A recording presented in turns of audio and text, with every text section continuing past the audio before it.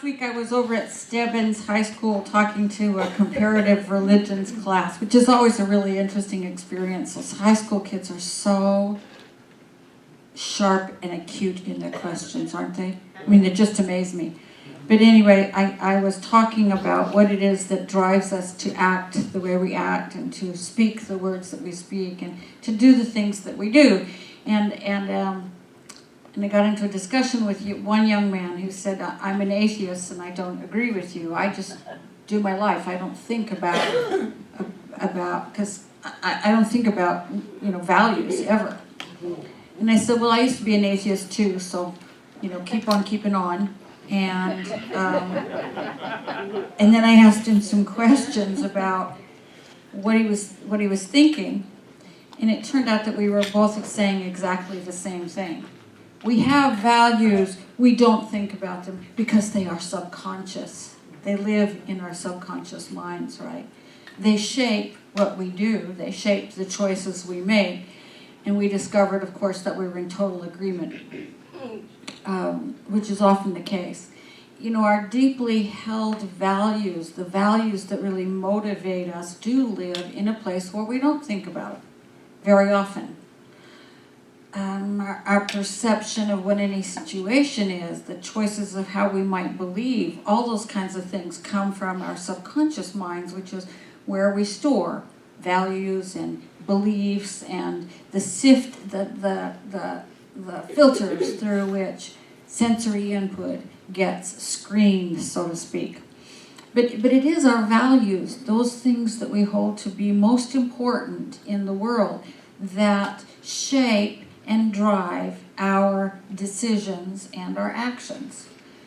We absorb those values from all over, from our upbringing, from our culture, from our parents, from our siblings, from our schools, but I also believe that underneath or inside all of that, there are some values that we have because of who we are and what we are.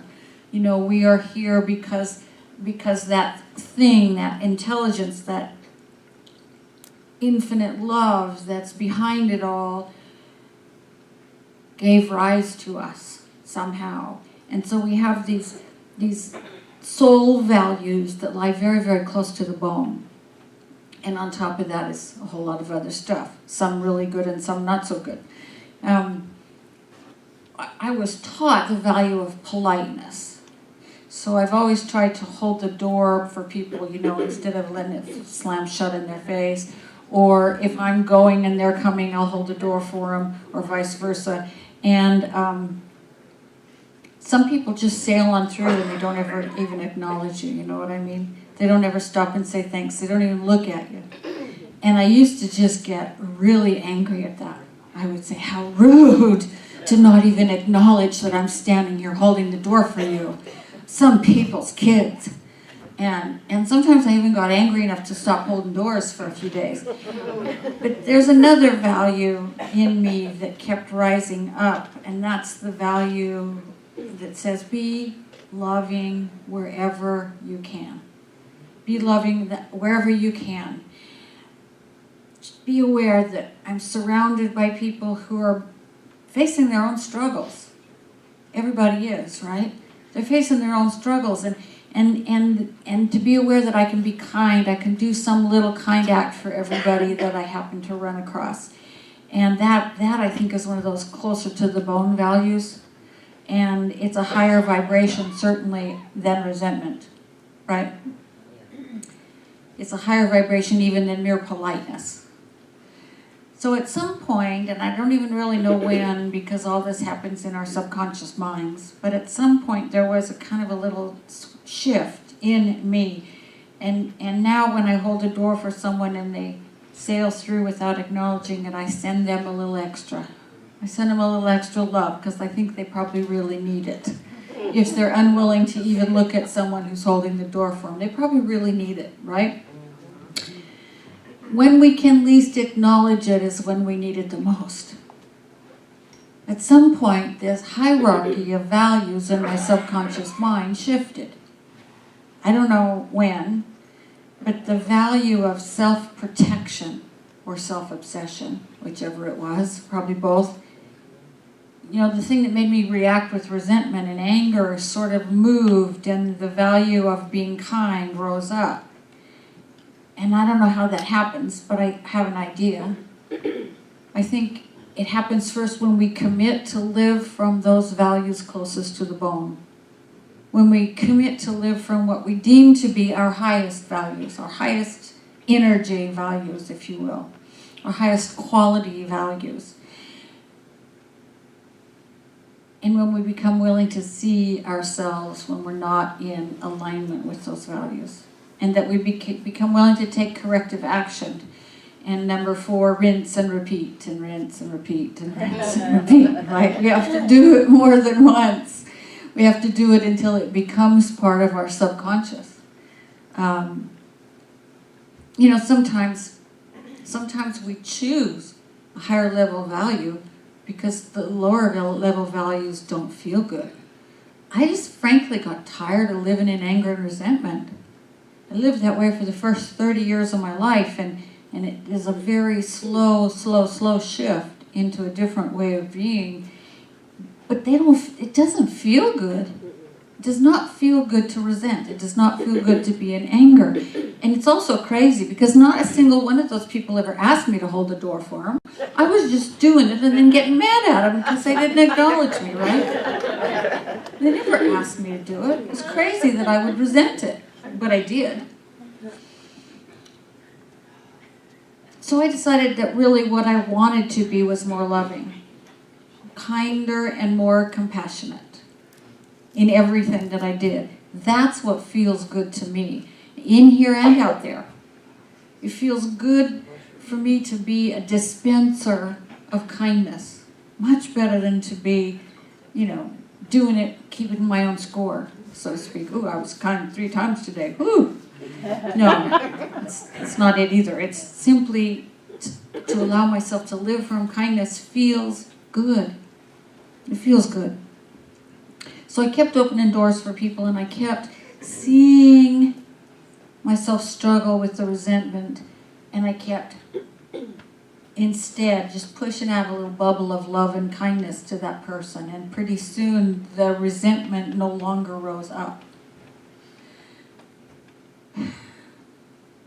And I find that whenever I can go out of my way a little to help somebody who's struggling, or whenever I can do something kind for a complete stranger, or whatever it is, it feels good. And I get to watch my emotional reaction all the way through it. I get to stay vulnerable enough to risk somebody not acknowledging me, right? Because if we're going to give love, it doesn't matter how it's received. The whole idea behind it is, what am I giving, not what I'm getting. And that's a vulnerable moment. It's a vulnerable moment to give love and know that there may be something in you that's still expecting something back for it. And to watch yourself go through what happens when you don't get it. Because I'll tell you what happens to me is I see myself reacting, and then I go, wait a minute, I just gave love. That's the biggest gift I could ever get, right? Pretty soon things start to shift, and we start to do it more often without expecting anything in return. It's vulnerable, though, and that's something that we're sometimes afraid of. It's possible to change the way our values work in us. That's why I'm telling you that story. It's possible to create a new way of being in the world that fits us better than the old way we might have been walking around in. It's here's what happens to us. We pick up values and we keep doing whatever they call us to do, and pretty soon it hardens into this thing we call just the way I am. We are none of us just the way we are. We are made to grow and evolve and become more. That's what we're created for. That's what we're here for. And so we get to decide how we are. We get to decide. We're beings of unfoldment. So I think what every one of us wants to be is a creation, a being, a person whose acts and words and feelings further our sense of wholeness. further our sense of wholeness. Because it's that sense of wholeness that brings all the other stuff to us. Joy and satisfaction and harmony and peace and a sense of abundant living. It's that sense of wholeness that we're all seeking. I read a really interesting article the other day that talked about this desire as the search for primary satisfactions, he called it. And it's a psychotherapist named Francis Weller. And he said, for thousands of years, we were nourished by being members of a community gathering around the fire, hearing the stories of the elders, feeling supported during times of loss and grief, offering gratitude, singing together, sharing meals at night, and our dreams in the morning. I call these activities primary satisfactions. We are hardwired to want them, but few of us receive them. In their absence, we turn to secondary satisfactions, rank, privilege, wealth, status, or, on the shadow side, addiction. The problem with these secondary satisfactions is that we can never get enough of them. We can never get enough of them. We always want more. But once we find our primary satisfactions, we don't want much else. I thought that was a very profound little paragraph. Because in today's culture, he's right, few of us receive the primary satisfactions we're seeking. The values we've been surrounded with and exposed to have changed. We have forgotten our interconnection. We have forgotten how deeply, deeply we want to be connected to one another, to love one another, to honor one another. We've allowed our deep connection to the planet, to nature, to the whole world slip away. And then we've tried to fill it with something. You know, our values have shifted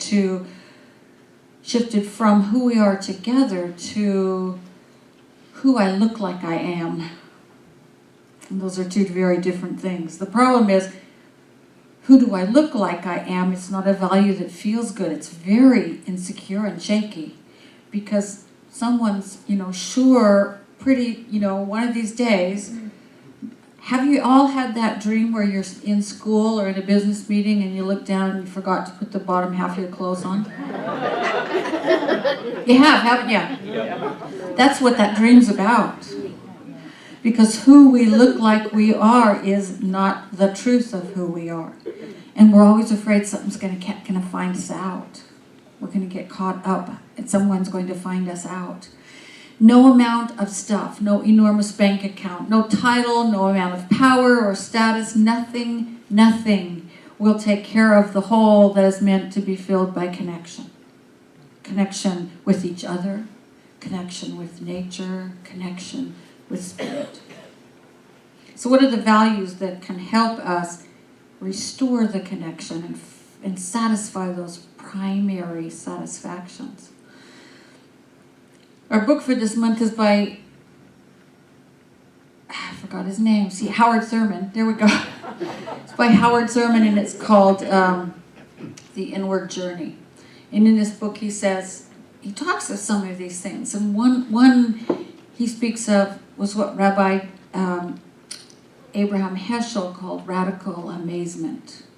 We are most alive, said Howard Thurman, when we're brought face to face with the response of the deepest thing in us to the deepest thing in life.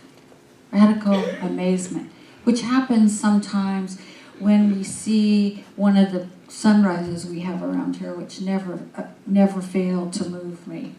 They start out that really soft pink and then they deepen into coral and then orange and pink and purple all at once, and then all of a sudden everything turns blue. It's breathtaking. Sunset the same way. Or whatever it is that we see, or feel, like in times of great joy, in those moments of contemplation or prayer or meditation when all of a sudden we feel like we're cradled by something vast and inexplicable. All of these moments when we take the time to see deeply into one another, those are the things that bring us to the place where we're most alive. most connected, most at peace.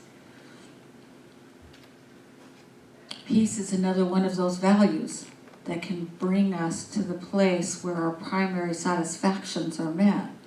Because peace in our hearts, this is a quote from I don't even know how to pronounce his name because I'm not really good with French. It's Francois Fenelon, I think. He was a 17th century theologian and human rights activist, actually. And he said, accustom yourself to remain at peace in the depth of your heart in spite of your restless imagination.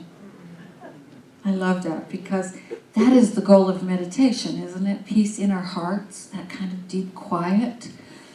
Through meditation, we learn to be at peace no matter what the mind is doing. And when we're at peace, it's a lot easier to say, what is the highest value I wish to live from, rather than just reacting to whatever's happening outside of us. When we're disturbed by our restless imaginations, which is all the time, right? We're imagining all the terrible things that could happen, the social snubs we might get. My God, they might not even thank me for holding the door for them. You know, all that kind of stuff.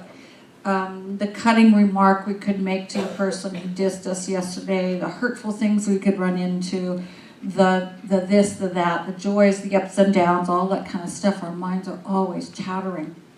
So when we're in that space of all that, then our reaction is to protect the smallest self.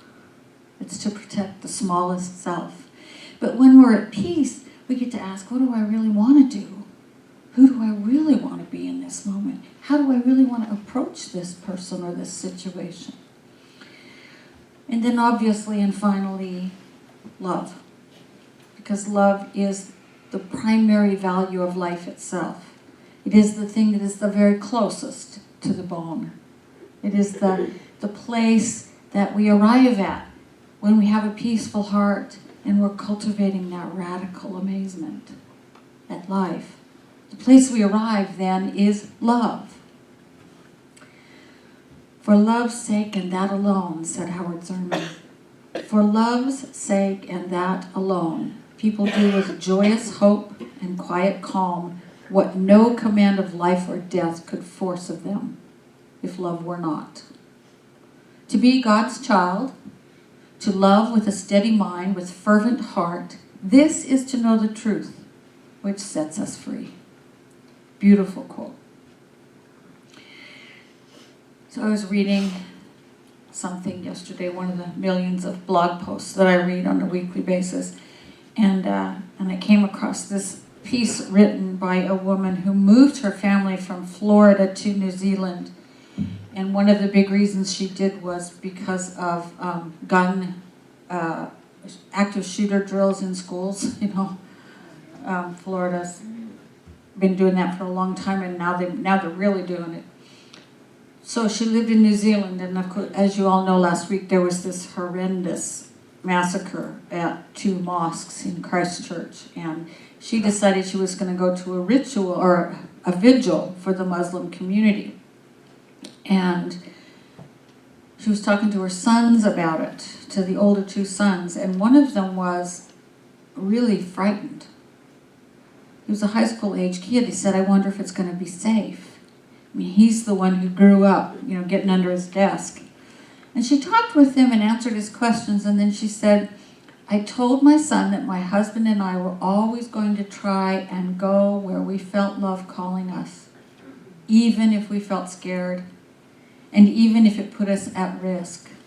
We can live lives of courage because we believe love is with us, even in fear, even in pain, and even on the other side of death. There is nowhere we can go where love is not. Whew. That is love with a steady mind and a fervent heart, isn't it? That's knowing the truth that will set us free. That there's nowhere we can go where love is not. Nowhere.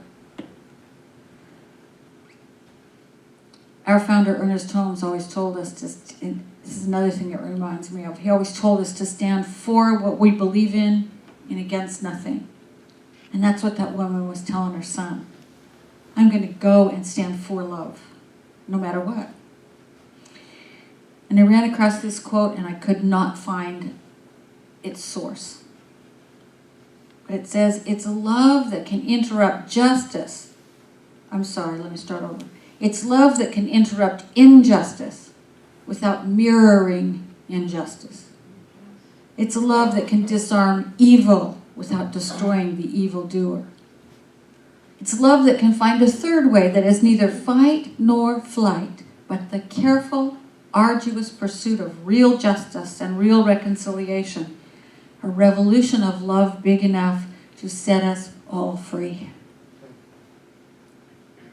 That's love, with a steady mind and a fervent heart.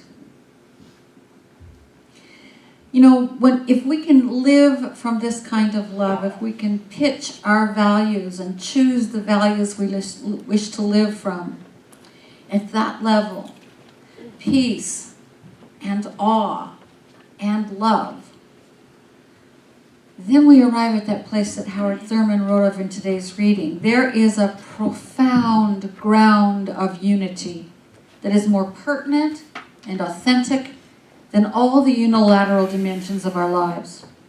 This a person discovers when he is able to keep open the door of his heart.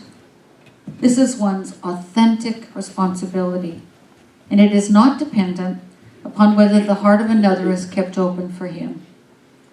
Here is a mystery. If sweeping through the door of my heart, there moves continually a genuine love for you, it bypasses all your hate and all your indifference and gets through to you at your center. You are powerless to do anything about it. I love that. That's the result of living from those highest values. Chief among them, love. Keeping open the door of our hearts. Standing for what we believe in and standing against nothing. Cultivating peace in our hearts. Because that'll get through to the center of everyone, ultimately. If I am standing there opening the door for somebody who's having a bad day and I manage to smile and really be the presence of love in that moment, there's nothing they can do about it, right? They'll just absorb a little love on their way through the doorway, and that's a good thing. That's what I want to stand for. See, it's that getting through to the center of everyone that we meet. It's that integrity of living from our highest values that will heal us. It will heal us, and it will heal them too. It will heal the whole world.